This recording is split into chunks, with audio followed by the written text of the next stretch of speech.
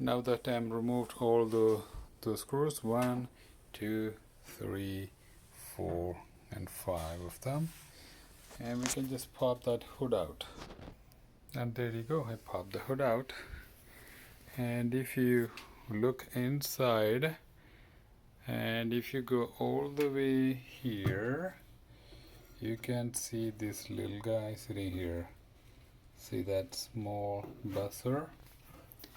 This guy who makes all this annoying noise here. What you gotta do is take a cutting plier and go,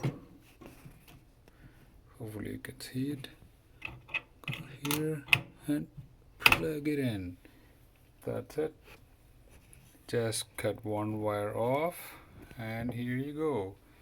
And I'll show you how this works now. It works perfect. At home, don't do this. Make sure you put the hood on before you play around. 1 and just press start. 1, start. No sound. 1, start. Great. Any questions? Please let me know. Bye bye.